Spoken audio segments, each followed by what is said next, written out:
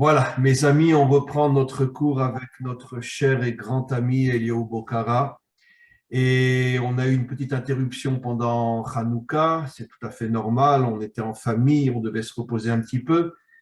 Mais on reprend nos cours maintenant et pour ceux qui voudront nous suivre, on est dans la première partie du Likutei Moharam, puisque le Likutei Moharam a deux parties, et on est dans la Torah 29 et on est au chapitre 9. Torah 29, chapitre 9, pour ceux qui voudront nous suivre, soit en hébreu, soit en français.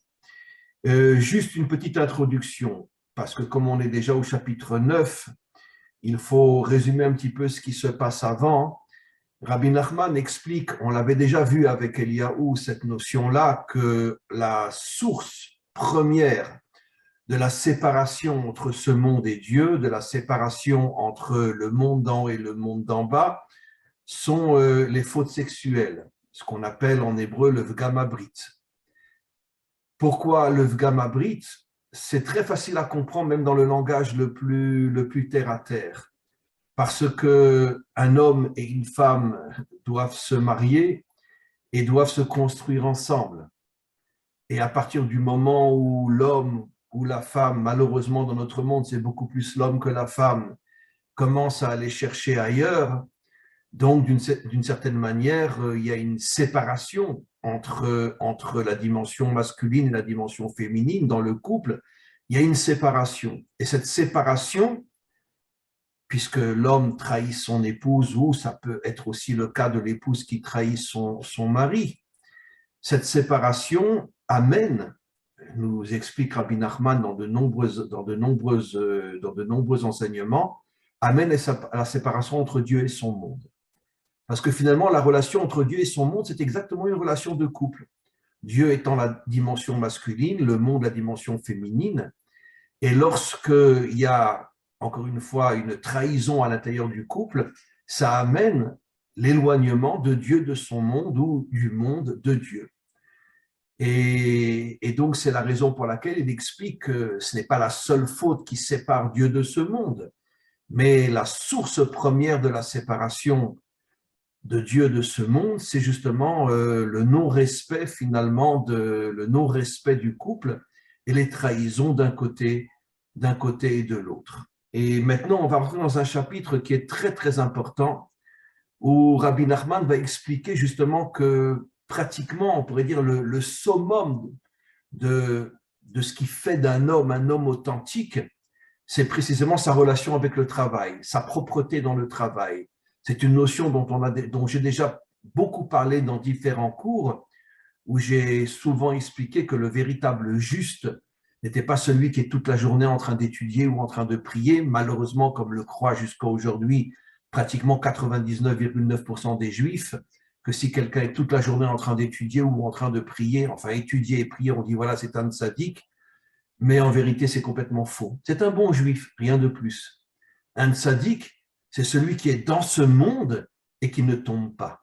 La plus grande preuve que nous avons, et c'est pour ça que je n'arrive pas à comprendre comment la grande majorité des Juifs ne le voient pas, le seul qui est appelé tzaddik dans l'histoire biblique, c'est Yosef. Et pourquoi?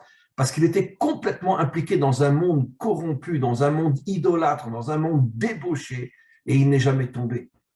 Et c'est pour ça qu'on l'appelle tzaddik. Mais celui qui vit dans l'opium de la religion, il ne peut pas être un tzaddik. Au maximum un bon juif, et encore. Mais rien de plus. Et c'est maintenant justement ce qu'on va voir. Je vais lire quelques lignes et tout de suite après, je cède la parole à notre cher ami. Chapitre 9, Torah 29. Veze bechinat masa umatan be'emuna. Un homme doit avoir une grande émouna quand il travaille. Ça veut dire quoi une grande émouna? Ça veut dire ne pas chercher à tricher, à voler, à se faire de l'argent et avoir une confiance absolue dans le maître du monde que s'il travaille proprement, Hachem lui enverra la bénédiction et il réussira. Qui Mishéno Ose Massa ou Matan Be'emuna, celui qui ne travaille pas avec Emouna, c'est-à-dire celui qui dans son travail est complètement déconnecté de Dieu, Veu Meshuka Betavat Mamon, automatiquement il sombre dans ce qu'on pourrait appeler l'abîme de la tentation de l'argent. Ta'avat Mammon signifie le désir de l'argent. Parce qu'à partir du moment où un homme ne se sent plus connecté à Dieu dans son travail, finalement, la seule motivation qui lui reste, c'est faire du fric, faire du fric, faire du fric, et automatiquement, ça va devenir un roublard, un voleur, un tricheur, un homme malhonnête, parce que quand tu suis un chemin qui est droit, tu ne peux pas te faire autant d'argent que quand tu exerces tous les mensonges de ce monde dans le travail. Je parle bien sûr de quelqu'un qui est déconnecté de Dieu, parce que celui qui est connecté à Dieu, lui aura une bracha, une bénédiction extraordinaire. Des gozel et travero, il vole forcément tous ceux qui travaillent avec lui. Azaï ou meorer, alors là c'est très important, Azaï ou meorer damim. C'est incroyable ce que dit ici Rabbi Nachman. Rabbi Nachman explique que toutes les catastrophes qui tombent dans ce monde, les guerres, les épidémies, les cataclysmes, damim, le sang qui est versé dans ce monde, la cause principale, c'est ceux qui travaillent d'une manière mensongère. Ils volent les autres, ils trompent les autres, et tout ça pour se faire du fric. Voilà ce que Rabbi Nachman révèle ici. Mais horaire damim, que tout le sang qui coule dans ce monde provient directement de ceux qui travaillent d'une manière honteuse. Mais Prinat, comme dit le verset, Madoua Adom l'elvushecha, pourquoi tes habits sont rouges? Et ce verset fait allusion à ceux qui travaillent d'une manière honteuse. Leur habit est rouge, ça veut dire est rempli de sang. Vegorem dam nida la shrina. Et bon, c'est une expression que je vais expliquer. Et il cause aussi, on pourrait dire, je vais traduire, les règles à la shrina. Ça veut dire comme une femme qui a ses règles, elle ne peut plus être en contact avec son mari, en tout cas dans la religion, dans la religion juive, je vais dire une bêtise, excusez-moi, dans la Torah. Et dans la Torah, quand une femme a ses règles, elle ne peut pas avoir de relation avec son mari tant qu'elle n'a pas fini ses règles et qu'elle aille après au mikvé. Et qu'est-ce que c'est la shrina? Shrina, c'est la lumière de Dieu dans ce monde. Et donc, ceux qui travaillent d'une manière mensongère amènent les règles à la lumière de Dieu dans ce monde. Ça veut dire quoi concrètement? Ça veut dire que la lumière de Dieu se retire de ce monde. Comme une femme qui ne peut plus être en contact avec son mari quand elle a ses règles, Dieu se retire de ce monde. Ça veut dire qu'ici, Rabbi Nachman nous dit deux choses, mais incroyables.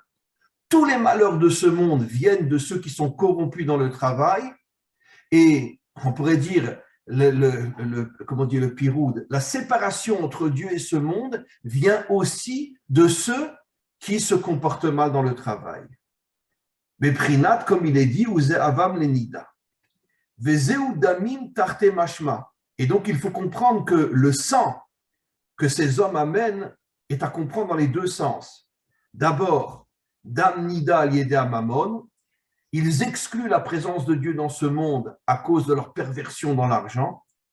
Bishvil ze nikra gzela beprinat beged. Et c'est pour ça que le vol s'appelle un habit. Pourquoi le vol s'appelle un habit? Kemoshe Katouv ou Beged Bogdim Bagdou. Les traîtres trompent tous ceux qui travaillent avec eux, mais le mot utilisé, Boged, c'est le même mot que le mot Beged, l'habit en hébreu. Quel est le rapport? Aïnouf Gamab Gadim. En vérité, ils abîment leurs habits. Mais Prinat, Shenimsa, Reva Val Begadav, comme quelqu'un qui a des habits sales. On s'arrête là pour l'instant et je veux juste expliquer, je passe toute la parole à Eliaou. En vérité, pourquoi l'habit? Parce qu'en vérité, comme on le sait, l'habit c'est le miroir, l'habit c'est la vitrine. Ça veut dire que plus quelqu'un est un démon, et plus il essaye de se faire passer pour quelqu'un de bien. Donc sa forme extérieure, ses habits, son parler, son comportement, il essaye de faire croire qu'il est quelqu'un de bien. Mais en vérité, tout ça, ce n'est qu'une vitrine qui cache la monstruosité qui est derrière lui. Et c'est pour ça que le mot boged, qui veut dire un traître, est le même mot que le mot habit, beged, pour nous faire comprendre que plus un homme est un traître, et plus il va donner l'impression qu'il est quelqu'un de bien. Voilà, il est où je te passe la parole. Comment tu comprends tout ça? Alors, Arav, il y a plusieurs choses déjà que vous avez dit qui m'ont frappé dans ce texte. C'est déjà le sang. Donc le sang, il a parlé de la couleur rouge.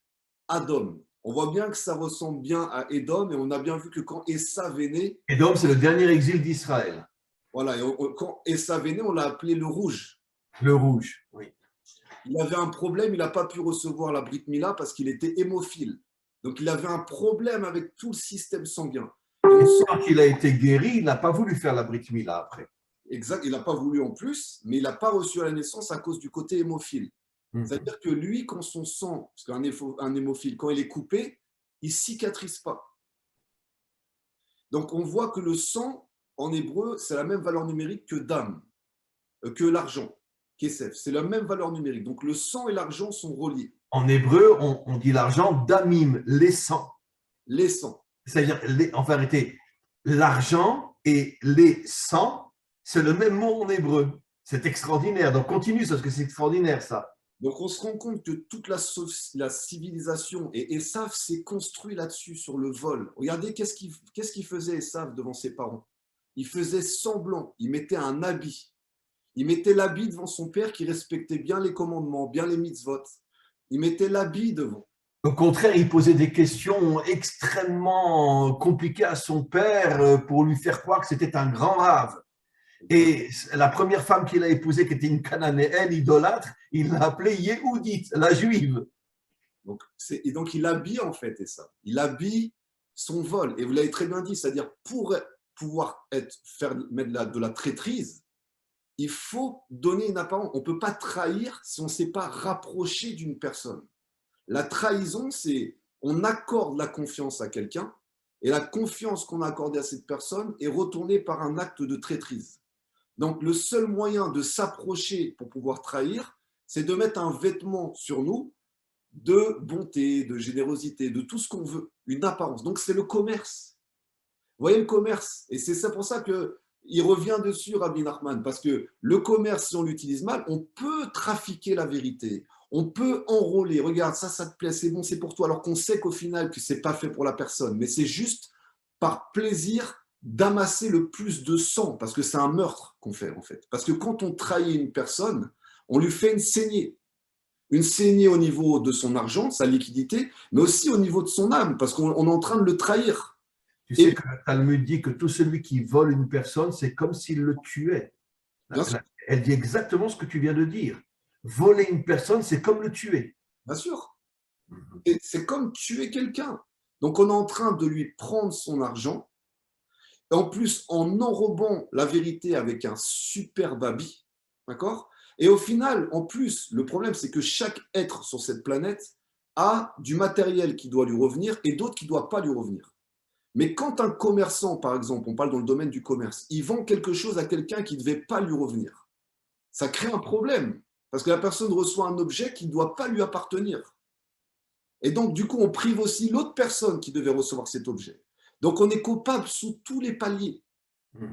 Donc, c'est pour ça, de la façon dont on maîtrise son commerce, la façon dont on fait ses affaires, la façon dont on travaille, ça permet de voir si, en temps de guerre, tu seras un criminel ou un meurtrier. Mais comme on est en démocratie, les meurtres se font avec, soi-disant, la justice, avec les lois du commerce, avec les lois du médical. C'est l'habit du mensonge.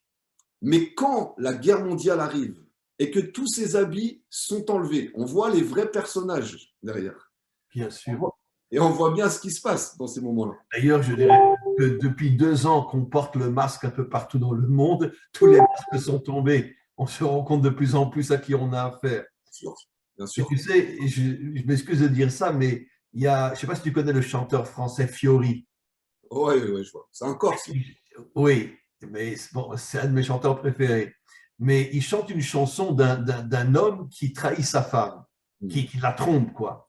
Et tous les jours, quand il rentre à la maison, il lui dit « Tu es l'amour de ma vie, tu es ma seule raison de vivre, tu es ma chérie », alors que toute la journée, il trompe sa femme. C'est exactement ce que dit Rabbi Nachman ici. Plus un homme est un traître, et plus il se fait passer pour quelqu'un d'extraordinaire. Exactement. Et c'est le mouvement du serpent. Exactement. On remonte au serpent, on sait très bien que Esav, au final, c'est la descendance du serpent. Caïn, c'est la descendance du serpent. On sait qu'en eux, ils ont la semence du serpent. Donc, en chaque être humain, il y a la semence du serpent. On peut développer cette faculté-là ou pas. Mais il y en a, ils ont complètement développé. C'est-à-dire que le système d'Édom, donc le rouge, le système rouge, c'est un système de meurtre. Soit on te prend ton argent par la guerre, soit on te prend ton argent par escroquerie financière. Mais on va tout prendre. Et le summum de cette civilisation, ça a été l'Allemagne nazie. C'est-à-dire que là, on a vu le fond de ce que c'est cette civilisation. Parce que quand on regarde le cheminement de l'Allemagne nazie, on voit bien qu'ils exploitent l'être humain jusqu'à sa peau. Jusqu'à tout. C'est une exploitation totale jusqu'au plus bas. Mais on le voit aussi dans l'esclavage des Afro-Américains. C'est aussi l'esclavage du corps. On vous prend, parce que c'est ce qui s'est passé, on vient vous chercher en Afrique, on vous emmène aux États-Unis. Aux États-Unis, vous construisez et vous développez notre économie. Et après, on vous met sur les mains la cocaïne, d'accord, l'héroïne par la CIA. Et vous allez, au lieu de cultiver le coton, vous allez cultiver l'héroïne, la cocaïne. Vous allez être notre main. Et c'est vous qui allez être en prison. Nous, on ne va pas en prison. D'ailleurs, il y avait une phrase, il y a un film qui m'a... Des fois, je parle de films parce que j'ai vu des films. Il y a un film que j'ai beaucoup aimé, qui est un film sur la mafia qu'on appelle les Affranchis. Les Affranchis, c'est un classique. Et à un moment, on voit des mafiosi italiens qui sont en prison. Et ils sont en prison, ils ont du homard, du caviar. C'est même pas la prison pour eux. Et à un moment, il dit une phrase, mais il dit, mais la prison, c'est pour les nègres. Il n'y a que les nègres qui vont en prison. C'est bien pour expliquer le système américain. Il est basé sur la théorie des races. Donc, c'est-à-dire que si tu es noir aux États-Unis, tu es mort. Tu es mort aux États-Unis. Tu vas ramasser le coton ou tu vas ramasser la cocaïne pour pouvoir survivre. Et à la fin, on te fera porter le fardeau parce que tu n'es qu'un esclave. Dans leur système, tu es un esclave. Ça, c'est encore une autre facette de la civilisation édomique. Elle te fait croire que, mais encore pire, ils ont été plus loin. Je prends les Afro-Américains parce qu'on parle souvent des Hébreux, mais on ne parle pas des Afro-Américains. Encore pire, ils leur ont enseigné le capitalisme.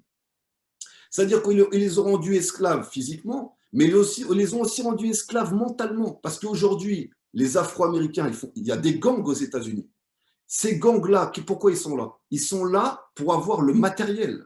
Parce que dans leur tête, on leur a enseigné que la vie, c'est consommer. C'est avoir une belle voiture, c'est avoir une belle maison, c'est rentrer dans le système capitaliste. Donc l'esclavage, il est total. Il est autant spirituel que physique. Et ça, c'est la culture édomique, c'est-à-dire du vol. On te vole par le commerce, on te vole par les meurtres, parce qu'on voit bien que, par exemple, les États-Unis, ils se sont construits sur les guerres. Bien sûr, jusqu'à aujourd'hui, de toute façon.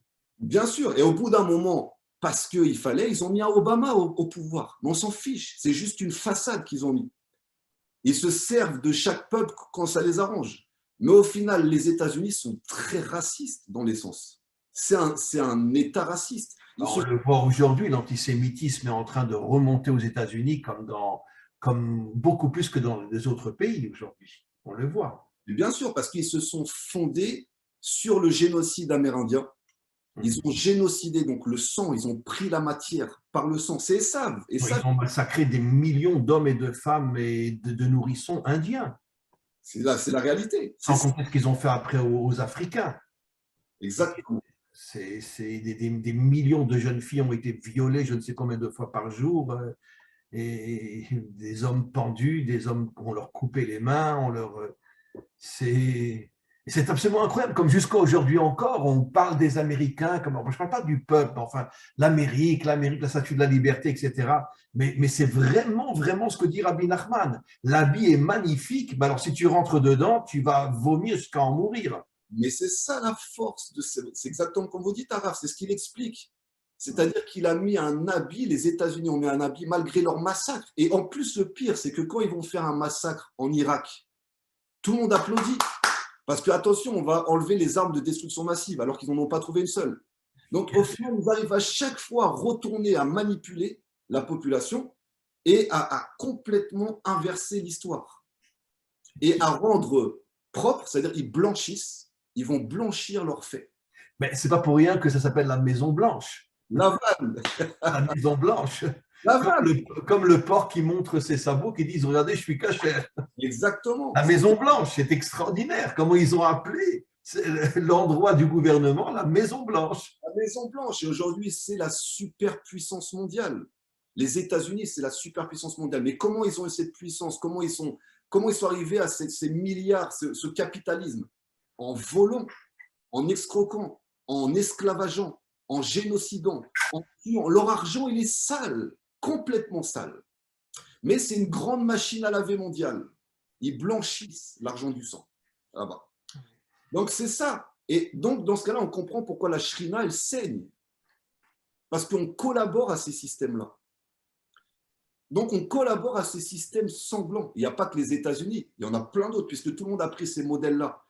Puisque comme vous l'avez dit au Et je départ, pense que les États-Unis, c'est le pays le plus déguisé de tous pour ah, cacher sa monstruosité. bien sûr, c'est certain, c'est un pays complètement déguisé. C'est complètement déguisé. On a pris chaque civilisation pour s'en servir comme bouclier, pour faire soi-disant un État cosmopolite, mais très raciste.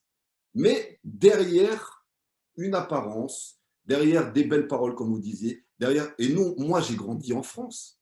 La diplomatie française a laissé une réalité. Quand on écoute les Français, ils parlent super bien. Donc derrière, alors que quand on écoute l'hébreu, c'est court, c'est droit au but. Il n'y a pas 10 000 façons de parler en hébreu. La façon de parler en hébreu, c'est yachar. On parle droit. Alors qu'en français, on peut faire des métaphores. C'est une belle langue. Elle est remplie de belles choses dans le français. Mais aussi, si toi, tu n'es pas équilibré, tu peux utiliser la langue française pour énormément manipuler. Les droits de l'homme, ça a été fait en France. Pour revenir, avant de continuer un petit peu le texte, pour revenir sur ce qu'il dit au tout début, que le travail, donc le commerce, tout celui qui travaille dans ce monde doit travailler avec Emouna, et la Emouna va le nettoyer de la corruption financière et du vol et de l'assassinat, puisque de toute façon, on peut parler aussi d'assassinat dans le sens le plus réel du terme, dans le sens qu'au niveau des grandes entreprises, il y a des meurtres aussi. Parce que si un est un concurrent qui me dérange, on s'arrangera pour le liquider. Et c'est vrai dans tous les pays. Et donc, c'est pour ça qu'il parle du sang. Et donc, au contraire, celui qui travaille avec Emouna, qui place sa confiance absolue, on va voir dans le prochain paragraphe, chose extraordinaire, qu'il explique que quand il place sa confiance absolue dans le maître du monde et qu'il travaille d'une manière droite, juste, équilibrée, et aussi, je rajouterais qu'il n'est pas investi complètement et uniquement dans son travail. Il garde un temps pour son couple, il garde un temps pour ses enfants, il garde un temps, si c'est un homme qui est accroché à la Torah, un temps pour étudier, un temps pour prier, etc. Ça veut dire que sa vie est construite sur différentes facettes. Le travail, le couple, la famille, les enfants, la prière, l'accomplissement des commandements divins, l'étude de la Torah, et même le sport, etc., etc. Et donc, c'est ça la Emouna. La Emouna, c'est que je fais confiance en Dieu, que je ne vais pas m'investir un temps exagéré dans mon travail parce que je veux de l'argent. Je travaille ce que je dois travailler, et puis après, j'ai d'autres obligations. Je l'ai déjà dit, le couple, etc., etc., et je fais confiance que Dieu m'enverra sa bénédiction. D'accord? Alors, ma question est la suivante. Quand on vit malgré tout dans un monde tellement corrompu, tellement pervers, tellement mensonger, tellement hypocrite, tellement déguisé, comment un homme, prenons le cas d'un homme qui est dans les affaires, qu'est-ce qu'il va faire pour rester droit alors qu'il ne vit et il a des échanges avec des gens qui eux-mêmes sont corrompus? Alors, s'il sent que quelqu'un veut le voler, comment il va réagir? S'il sent que quelqu'un veut lui faire un croche-pied, comment il va réagir? C'est-à-dire, jusqu'où va la Emouna? Pour moi, il y a deux éducations. Il y a l'éducation de la société qui a éduqué sa population à respecter les lois du pays, d'accord? Mais c'est des lois qui ont été faites simplement pour la population. En haut, ils ne respectent pas ces lois. Évidemment que non. Maintenant, il y a aussi l'éducation de la rue. il y a celui qui a reçu les lois de la rue. Donc les lois de la rue, c'est des codes qui sont complètement différents, qui répondent à des codes qui sont en dehors du système. Et lui aussi, il est entre guillemets touché par la corruption, sauf que lui, c'est visible. Donc en général, les lois de la rue, on le voit tout de suite. Les lois de la rue, quelqu'un qui a grandi dans la rue et qui s'est fait dans la rue, euh, pour nous, tout de suite, on va le mettre comme quelqu'un qui ne respecte pas les lois. Alors que les lois du système, si tu respectes bien le Mais système… les lois du système sont encore plus hypocrites et plus dangereuses que les lois de la rue. Parce que c'est tout un système qui est fait pour endormir les peuples, pour que les grandes puissances financières s'en mettent plein les poches. C'est ça l'histoire, c'est que en pensant être droit, parce que je prends votre question arabe, quelqu'un qui veut être droit, qui a été élevé par des parents qui sont droits, qui ont toujours été honnêtes, qui ont toujours payé leurs impôts, qui ont toujours fait le maximum possible. Et à partir des successions de chaque président, ils se rendent compte qu'à chaque fois, ils se font avoir. Mais eux restent droits selon le loi du système. Maintenant, est-ce que eux sont des gens droits si le système est tordu? Ça, c'est une première question. Donc, en vérité, c'était ma question. Comment rester droit dans un système tordu? Oui, c'est ça la question. Comment Mais rester droit? Jusqu'où va la émouna? C'est-à-dire, si tu vois quelqu'un, tu sais qu'il veut te rouler, tu vas dire, bon, j'ai confiance en Dieu, Dieu me sauvera. On n'est pas des catholiques. l'enseignement de la rue, c'est le contraire. L'enseignement de la rue, c'est nous, on a vu ce qu'il y a derrière le théâtre. On sait ce qui se passe. C'est des chefs mafieux, c'est des mafiosi, ok? Et nous, on va créer notre propre mafia. Parce que, Eliaou, il n'y a pas plus grand Mahamin, il n'y a pas eu des hommes qui avaient une émouna aussi grande que je parle des maîtres d'il y a 2000 ans, les Tanaïm, les Amoraïm, ceux qui ont écrit la Mishnah, le Talmud, etc., ceux qui ont écrit les secrets de la Torah, ils avaient une émouna incroyable, et pourtant ces mêmes maîtres nous disent, celui qui vient pour te tuer, devance-le et tue-le. Bien sûr. Ça veut dire que la émouna, ce n'est pas Dieu est mon sauveur. Comment l'expliquer? La émouna, c'est je fais une confiance absolue en Dieu, mais si je dois me défendre, je me défends. C'est pour ça Je que ne me laisse pas faire. C'est pour ça que je vous amène ces deux extrêmes. Parce que si on redescend dans la réalité de ce jour, il y a deux types d'éducation. Il y a ceux qui collaborent avec un système de mensonges, de corruption, et c'est ce que vous avez dit au départ, et il y a ceux qui, depuis l'enfance, ont choisi de faire leur propre système de corruption et de créer leur propre mafia. Mais dans l'histoire, c'est deux mafias. Ok?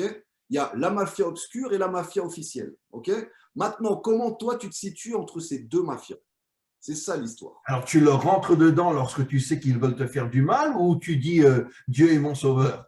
Non, bah alors on le voit avec le roi David, c'est-à-dire que si toi tu es intègre, et on l'a vu avec la Grèce, on voit bien que toutes les invasions en Judée, ça a été avec des empires qui ont corrompu des Hébreux. Viens avec moi, on va te donner du pouvoir. Trahis tes frères. En Afrique, ça a été la même chose. On prend un chef d'État, on le forme en France ou on le forme en Occident, et comme ça, tu vas nous donner les richesses africaines et tu vas vendre ton peuple. Tu vas en faire des esclaves. Absolument. Donc, c'est des corrompus. C'est-à-dire que ces hommes de tous les côtés, et même jusqu'en Israël, dans l'histoire, on le voit, on l'a vu avec les Grecs, avec l'invasion, les hellénistes, tout ça, c'est Évidemment. des Hébreux qui ont choisi de collaborer avec l'Empire grec et qui avaient des avantages grâce De à toute ça. façon, 99% de tous les dirigeants d'Israël, durant toute notre histoire, étaient tous des gens corrompus qui étaient au service du système qui est caché derrière les dirigeants, quoi. Voilà. Donc, c'est la faille. Le mal, il a compris que, bon, comment je vais te corrompre? Soit par le sexe, soit par l'argent, soit par le pouvoir. Tu as forcément une faille, tu es un humain. Donc, si tu es un humain, je vais trouver quelque chose qui fait que tu vas m'appartenir. Et la plus grande mafia entre ces deux mafias, bah, c'est la mafia de l'obscurité. Parce que c'est ces forces-là qui… Celle des gouvernements, qui est la plus grande mafia de toutes. Et même au-dessus, c'est des forces, c'est des chédim, c'est des démons qui, eux, veulent attraper l'homme. Parce qu'ils ont compris les failles de l'homme, ils connaissent l'homme. Donc, le seul moyen, c'est soit de tomber. Donc, on parle de la mafia de la rue. Tu es tombé dans la mafia de la rue, mais tu t'es affranchi de la mafia de la rue parce que tu as compris tout ce qui se passe derrière, que même là, en t'opposant au gouvernement, tu es récupéré au final par les forces obscures. Bien Et sûr. pareil, c'est celui qui a grandi dans la civilisation, qui a été honnête le plus droit possible, mais se rend compte qu'en fait, il a alimenté l'Allemagne nazie. il a posé son scrutin pour au final une Allemagne nazie. Des criminels, des tueurs, des assassins, des tueurs d'enfants. Et pourtant, c'était un système démocratique. Donc, dans ces deux mondes-là, on a la capacité de se réveiller. Mais pour ça, il faut devenir quelqu'un d'incorruptible. Incorruptible.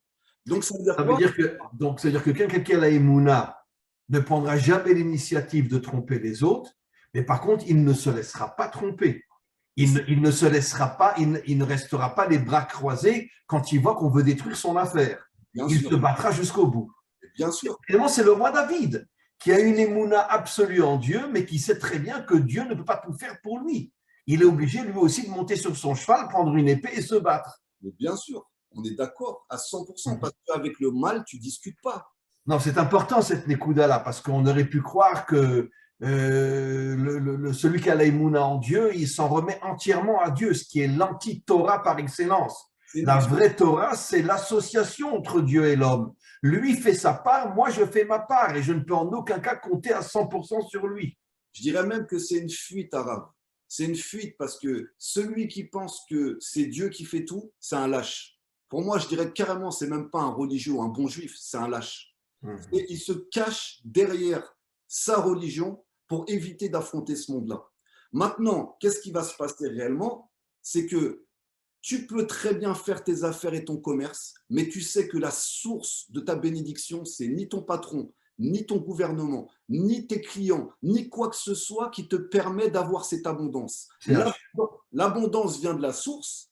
Moi, je fais tout ce qu'en mon pouvoir en tant qu'associé, comme vous l'avez expliqué, pour faire descendre cette abondance de la source, mais c'est ni mes clients qui me font, même si je les respecte et j'ai une totale harmonie avec eux, ou si j'ai un patron, mais ce n'est pas d'eux que vient l'abondance. Donc, du coup, ça me rend complètement incorruptible. Tu peux venir avec une valise d'1 milliard d'euros pour me corrompre et m'enlever du Shabbat, ça ne m'intéresse pas. Si je dois recevoir cette valise, je la recevrai. Et d'ailleurs, il y a une petite histoire, je la raconte rapidement, mais vous devez la connaître.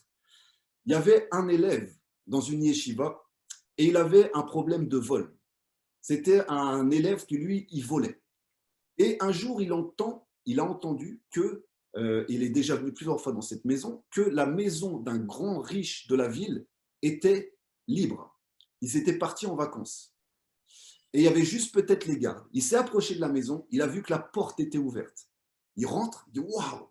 Il rentre dans la maison, il se rend compte qu'il y avait des objets d'art partout, magnifiques. Et il rentre à l'intérieur et il se rend compte que le coffre, il est ouvert. Et là, on voit des lingots d'or, des diamants, il y a tout. Il dit, c'est pas possible. Les chiens dorment, la sécurité n'est pas là, tout est ouvert. Et là, il commence à se dire, c'est pas possible. Si tout est ouvert de cette manière-là, c'est que c'est pas normal. Et là, il a commencé à craindre. Ça se trouve, ça m'appartient, tout ça. Il a fait marche arrière, il est parti en courant de la maison, il a commencé à regretter, à faire teshuva. Le lendemain, son Rav, il l'appelle. Ah là, il commence à avoir peur. Et le Rav, il a le roi à Kodesh, donc il doit savoir tout ce qui s'est passé. Il arrive devant le Rav. Et le Rav, il dit, tu sais, le riche de la ville qui habite dans telle maison. Et là, il commence à avoir le cœur qui bat. Le Rav, il sait, il a vu par roi à Kodesh que c'est fini. Eh bien, il est décédé il n'y a pas longtemps. Et il a laissé une fille. Et cette fille-là est venue me voir pour que je lui trouve un mari. Et je trouve que ça fait longtemps que tu étudies à l'Yeshiva et il est temps que tu te maries. Et donc, du coup, là, toute la tension, elle redescend. Et cette fille, elle sait gérer les affaires. Elle n'a pas besoin de toi pour que tu gères les affaires. Elle sait gérer les affaires de son père. Elle cherche un homme qui renforce son Torah, qui amène de la Torah. Et je ne sais pas pourquoi, à un moment, j'ai pensé à toi. Donc tout ça pour bien comprendre que là, il a réalisé, il en a pleuré. Toute cette fortune-là, elle était pour toi. Mais de quelle manière tu vas la prendre? Est-ce que tu vas la prendre par le vol ou est-ce que tu vas la prendre de manière kadosh? Mais elle t'appartient, elle est là, cette richesse, puisque ce n'est pas le vol qui va te l'apporter, ni tout ton travail, c'est la bénédiction du Créateur. Et quand tu as cette connexion à cette source, cette histoire, elle a pleuré parce qu'il aurait volé, il aurait vécu comme un fugitif, il aurait ça sur la conscience, il aurait perdu sa Torah, il aurait tout perdu, il aurait l'argent, mais il aurait tout perdu. Mais là, il s'est retenu, et au final, ce qui doit t'arriver, t'arrive. Absolument. C'est ça, c'est le secret de la bénédiction, finalement, que quand tu te comportes d'une manière qui est propre, encore une fois, sans être quelqu'un qui s'en remet que à Dieu, il a ses propres responsabilités, mais il ne prendra jamais l'initiative de faire du mal et de voler les autres. Finalement, la bénédiction, c'est que Hachem est directement ton patron, quoi. C'est lui qui s'arrangera pour que tu puisses avoir tout ce dont tu as besoin. Mais c'est ça qui est magnifique. Et si tous ceux qui volaient, ou qui font des trafics, ou qui font des choses malhonnêtes, ils se rendaient compte qu'en fait, tout ça leur appartient. Ils sont en train de se voler eux-mêmes. Ils feraient teshuva tout de suite. Ils se diraient, attends, j'ai la capacité de faire des millions ou des milliers d'argent de cette manière-là, de manière tordue. Oui. Pourquoi tu doutes que tu sois capable de faire cette même abondance d'une manière permise? Et c'est ça que le Yetzer Hara, il te fait, et dans lequel il te fait tomber. Il te fait croire que non. Pour avoir beaucoup d'argent, il faut mentir, il faut voler. Mais ce système-là, c'est faux. Puisqu'on voit bien que la bracha d'Hachem, si elle veut descendre, et si on fait les bonnes actions pour le faire, on va la faire descendre. Ok, magnifique. Regarde, on fait encore 3-4 lignes. Et dans le chapitre d'après, regarde ce qu'il va dire maintenant. Enfin, tu le sais, bien sûr. Comment un homme peut arriver à être un homme droit, juste, propre dans le travail? Dans chaque démarche qu'il entreprend dans ses affaires, ou bechol dibour vedibour, et dans chaque parole qu'il émet pour ses affaires, toutes les paroles qu'il émet au moment de son travail, chez Kavanato, il doit toujours avoir en tête la pensée Kede Sheyarviar, mon but est de gagner, Kede Sheyiten Tzedaka, afin de pouvoir aider les autres.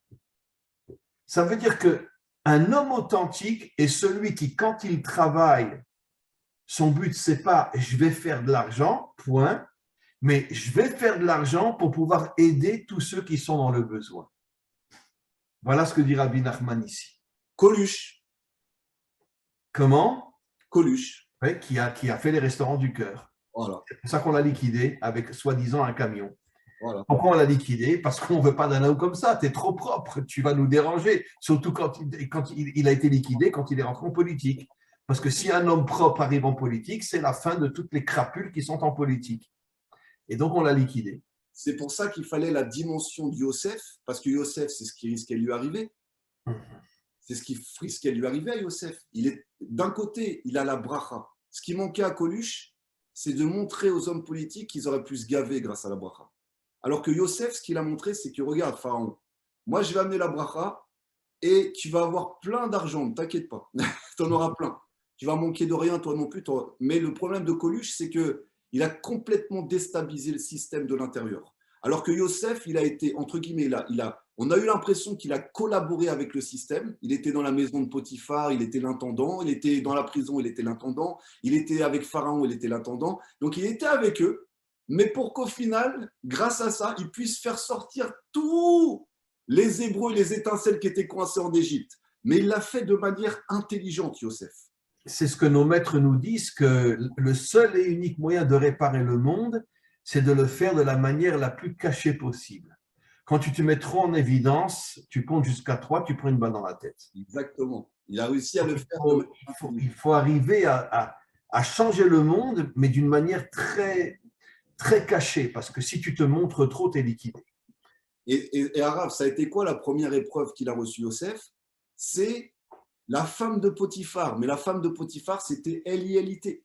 Il a été directement en contact avec Elialité, pas dans un rêve. Elle s'est matérialisée dans la femme de Potiphar. Et elle a tout fait pour le faire tomber de toutes les façons possibles. Bien sûr. Et il n'est pas tombé. Et il n'est pas tombé. Et Potiphar, c'est pareil. Potiphar, c'était le Samer même. C'était le couple du Samer même et de Elialité. Il est rentré en tant qu'esclave sexuel. Ils se sont dit, c'est mais Potiphar était un homosexuel. Nos maîtres nous disent qu'il l'a pris pour avoir des relations avec lui. Exactement. Et il est devenu impuissant. Hachem l'a frappé de l'impuissance. C'est-à-dire que tu ne pourras pas toucher à Yosef. Il est trop pur, tu ne pourras pas le toucher. Mais il s'est retrouvé dans la maison du Samer même et de Elialité. Il a réussi à sortir de ça. Et grâce à ça, parce qu'il a réussi à tenir le coup, il a réussi à sortir toutes les nitzotzot de l'exil. Comme si toutes les fois il s'est retenu de tomber, ça a ramené et ça a réveillé toutes les neshamot. Pourquoi on dit que le premier Mashiach, bon, il ne sait pas apprendre à la lettre, sera Mashiach ben Yosef et après Mashiach ben David? Parce que tout commence justement par cette capacité qu'auront de plus en plus d'hommes d'être dans ce monde sans tomber. C'est ça le ventre du Mashiach ben David. Ce ventre, c'est Mashiach ben Yosef. C'est-à-dire qu'il y aura un réveil dans le monde, de plus en plus d'hommes et de femmes qui vont comprendre que pour que la délivrance soit possible, pour que le Mashiach ben David puisse venir, il faut d'abord un monde propre, même si ce n'est qu'une petite minorité d'hommes et de femmes dans le monde, mais des gens propres. Et c'est eux qui vont devenir le ventre qui va accoucher Mashiach ben David. Mais vous l'avez bien dit au démarrage, Arav, c'est-à-dire que aujourd'hui, si un homme veut être droit, ça va dépendre de son comportement sexuel. Et on le voit avec Yosef. Si tu veux travailler, en général, si un homme, ses affaires ne sont pas droites, ça m'étonnerait que ses relations sexuelles soient droites. Mais c'est impossible. C'est impossible. Le fondement d'un commerce ou d'un travail qui est droit, c'est la façon dont tu te comportes sexuellement. Mais de toute façon, les plus grands débauchés de la terre sont les gens les plus riches de la terre. C'est connu. Oui, mais c'est pas une vraie richesse, c'est une richesse. C'est pas une oui, enfin, une richesse que eux croient qu'ils sont riches, qu'ils ont des milliards, mais c'est les gens les plus débauchés de la terre. Voilà, plus un homme est riche et plus il est débauché, c'est clair. Mais c'est une mauvaise richesse. Maintenant, on voit que, par exemple, Coluche, il était sûrement moins riche que, j'en sais rien, moi, que Bill Gates, d'accord? Mais avec le peu qu'il avait, il a ouvert les restaurants du cœur. Jusqu'à aujourd'hui, il y a encore. Donc, ça n'a même avec quand il y a la bracha, quand c'est des hommes de bien, même s'ils ont moins d'argent, ça se multiplie, on manque jamais. C'est exactement ce que dit Rabbi Nachman ici, et ça prouve que finalement, cet enseignement ne s'adresse pas qu'à Israël. Il s'adresse, la preuve, c'est que Coluche était vraiment l'exemple de ce que Rabbi Nachman dit ici. Un homme qui travaillait pour pouvoir monter les restaurants du cœur. C'est magnifique. C'est un exemple magnifique. Maintenant, est-ce qu'on est encore corrompu parce qu'on a été élevé dans le berceau d'Édom? On a été élevé dans ce berceau sanguin. On a été enfanté d'une shrina qui était Nida. Donc, comment on va faire pour pouvoir sortir de tout ça et réparer le conditionnement qu'on a reçu vis-à-vis de l'argent, du vol, du mensonge? Donc, il y a toute une réparation qui a à faire aussi dans l'être humain et de devenir incorruptible. Quel rapport tu as avec l'argent? Quel rapport avec la sexualité? Quel rapport tu as avec les gens? Est-ce que tu es la même personne à l'intérieur qu'à l'extérieur? Est-ce que tu joues le jeu? Est-ce que tu as deux images? Tout ça, c'est des questions que l'humain doit se poser aujourd'hui. Ouais. Et on va faire encore une phrase d'Eliaou, puis on va devoir arrêter, parce qu'il est tard. Veze bechinat tikun klali shel adamim. La réparation du sang, ça veut dire du vol, du meurtre, de tout ce qui se passe dans le monde des affaires et du manière générale dans le monde soi-disant démocratique, c'est qu'en vérité, pour arrêter de faire couler le sang à tous les niveaux, il faut faire le tikkun haklali, la réparation globale. Et la réparation globale, c'est quoi? Je travaille pour aider les autres. Je gagne de l'argent pour aider les autres. Ça, c'est ma raison de vivre, ma raison d'être. J'ai besoin d'argent pour aider les autres. Qui a tzedaka, parce que la tzedaka, ou bechinat klayut agidin, parce que la tzedaka, elle répare, je vais traduire d'après le sens, toutes les forces qu'il y a dans l'homme, qui peuvent être négatives si elles ne sont pas réparées. Beprinat, comme il est dit, zir'u lachem litzdaka, beprinat zera gad. Ça veut dire ensemencer la tzedaka. Le mot ensemencer vient aussi du mot semence. Ça veut dire si tu n'es pas un homme qui fait la tzedaka, si tu n'es pas un homme qui travaille pour aider les autres, tu seras un débauché. Ta semence va partir n'importe où et de n'importe quelle manière. Et compare la semence à la manne, Rabbi Nachman. Oui, absolument. La semence, c'est la manne. C'est-à-dire, comment tu vas avoir justement cette parnassa prodigieuse? Comment tu vas diriger ta semence? Et c'est comme ça que la manne est capable de descendre. Et en plus, si en plus, avec cette manne, cette abondance, tu deviens un canal justement de bénédiction pour tous ceux qui t'entourent, mais je vais te donner. je vais te donner. Maintenant, si tu te fermes et tu veux tout recevoir et tu re-rentres à nouveau dans la société hédonique, dans la consommation totale, donc l'égoïsme, je veux acheter Société de consommation. Et moi, et moi, et moi. et moi, et moi, et moi, tout ça, c'est pour moi l'acquisition. Et plus j'ai, plus moi je me sens bien, et les autres, plus ils meurent de faim, plus moi je grandis. Tout leur système pyramidal, il s'effondre. Donc, ça repose sur la sexualité. C'est le fondement de tout ça. Si la sexualité n'est pas équilibrée, La première mitzvah que fait un juif, un homme, c'est la circoncision à l'âge de 8 jours. exactement. Ça veut dire que c'est la première mitzvah qu'un enfant fait, et encore à l'âge de 8 jours. C'est la circoncision qui cache en vérité tout ce que Rabbi Nachman explique ici, c'est la propreté sexuelle. Mais à un jeune, on lui dira jamais, si tu veux être riche, fais attention dans la manière dont tu utilises ta brite. On va lui dire, si tu veux être riche, deviens avocat, deviens médecin, deviens dirigeant, deviens... Mais on va jamais lui dire, tu veux être riche, fais attention de la manière dont tu te comportes sexuellement. Ta richesse dépendra de ça. Et dans tous les domaines, ta richesse spirituelle, dans tous les domaines, ça dépendra de ça. On nous le cache. C'est complètement caché, complètement tabou. Aujourd'hui, toute l'idéologie occidentale, c'est tout le contraire. De toute façon, de casser le couple, de mettre en avance aujourd'hui toutes les relations sexuelles les plus perverties qui existent. C'est le monde occidental, justement, on veut casser la sexualité pour justement empêcher l'homme d'être quelqu'un de droit et de juste. Parce qu'elle se nourrit. En fait, c'est la nourriture du mal. Les clipotes, les écorces se nourrissent de cette semence de débauche qui fait descendre une abondance, mais une abondance d'obscurité sur la planète. Et tant que le robinet est ouvert à fond, on est en danger. Donc il faut rééduquer les gens à reprendre leur liberté et leur contrôle à ce niveau-là. Et tant qu'ils ne l'ont pas, on continuera à subir des tyrans, des dictatures, des systèmes qui s'effondrent, de la manipulation, du vol, du mensonge, tant que ce robinet-là ne sera pas fermé. Très bien, Eliaou. Écoute, on va devoir arrêter maintenant et on reste en contact. Et vraiment, c'était un cours comme d'habitude. Merci Hachem, merci d'avoir mis au monde un homme comme Rabbi Nachman de Breslev qui est un vraiment des rares, juste authentiques qui a le courage de dire la vérité vraie. Et comme vous le dites, Arav, on ne comprend même pas un quart vraiment de ce qu'il a voulu dire parce qu'on sait que l'enseignement de Rabbi Nachman, c'est de la Kabbalah, donc il a amené, il a fait descendre, voilà, et on comprend que la partie extérieure, et encore moi, encore plus, vous peut-être un peu plus, mais voilà, d'avoir le sout en tout cas de s'exprimer et de pouvoir échanger avec Rabbi Nachman, de pouvoir partager dans notre génération, parce que Rabbi Nachman était d'une autre génération, et je pense qu'on a plus de facilité à comprendre ce qui veut dire aujourd'hui qu'il y a 200 ou 300 ans à son époque à lui. Absolument. Merci beaucoup, beaucoup, Eliaou, et on se retrouve au plus vite à très, très, très bientôt. Merci beaucoup, Eliaou. Au revoir.